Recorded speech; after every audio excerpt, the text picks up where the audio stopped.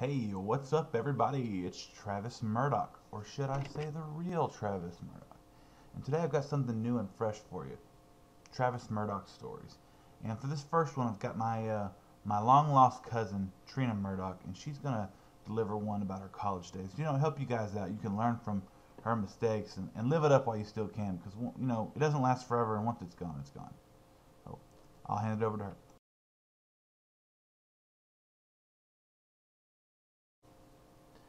We were good friends, but there was one annoying thing about my freshman year roommate. How her every presence affected my blooming sex life, even though she had no problem having sex with someone in our room while she thought I was sleeping. I tried to be a classier woman than that, but not classy enough not to hook up with my guy in various public places around school. What are roomless, horny 19-year-olds to do? We tried out several spots in the park by the river, an empty classroom, and in the lobby of the Performing Arts Building, and finally found an unlocked door leading to the roof of the Liberal Arts Building across the street. Score! Under the stars, it was a perfect hookup spot. Students living in high-rise dorms across the street could definitely see us, but we didn't care.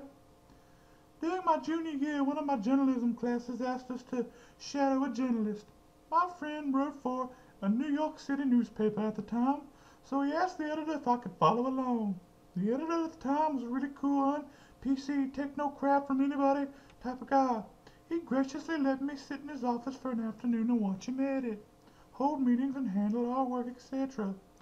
He wrote this column called Losing It, where he interviewed someone about losing their virginity, and he asked them if I wanted to be the person for the next interview since I was there. I said sure, and I told him the story, and of course things got kind of flirtatious from that point on. I asked him if he needed any artwork to illustrate the piece, and he said he could take a photo of me unless I wanted to offer up one I already had. So I ran onto his computer and opened my email and pulled up some naked photos of myself that someone had taken. I asked if one of these would suffice. He said he couldn't put that on print, but he really liked them. So I emailed them to him. Of course we hooked up after that, alas, only once before I left to study abroad, and then he began traveling around the world for 7 years. 6 years later, I can't believe I showed naked photos of myself to an editor. I was crazy when I was younger.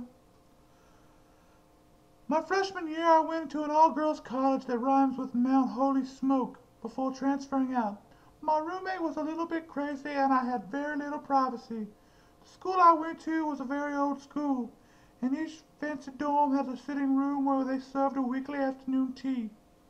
I managed to convince this guy to visit me from a neighborhood city, and we totally wanted to make out, but we had nowhere to go. Cue a tip of the well sitting room at 2 in the morning, half naked, tangled in the long drapes. The perfect makeout spot. No, really.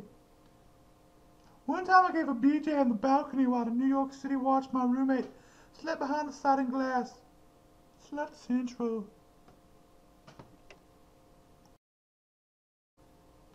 We had these kind of sex parties things twice a year at Sarah Lawrence called Come Out and Dance and Sleazeball. At my first coming out and dance, my friends and I all put on our best lingerie and totted over the dining hall. We made out with classmates, drank from flasks, and danced until we were grossly sweaty. That year, some random dudes had showed up wearing nothing but socks. An after party, I ended up making out with one of these guys in the bathroom. Turns out he was in an Irish band with his brother, and while we were hooking up, there was suddenly another pair of hands on me. It was his brother. At first I was like, wow, this is gonna make an awesome story. But then I thought about the grossness of it all and got out of there. The first brother walked me home and we made out some more in my bed.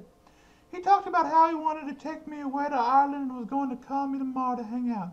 The next morning I googled his band and found out their blog that guy had been with that night was getting married that day. I felt pretty gross about it at the time, but how many girls can say they've gotten it on with brothers? I spent my senior year boning off a guy I was so in love with, but who didn't love me back. I would basically seize any opportunity I could to hook up with him because I knew it would never happen again.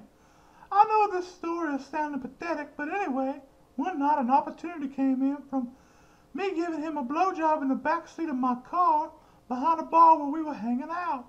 But just as he was about to climax, I heard my friends outside calling my name. I scrambled to get up so they wouldn't see what we were doing, but my feet got stuck underneath the seat and I couldn't move. They appeared in just as the dude came in my hair.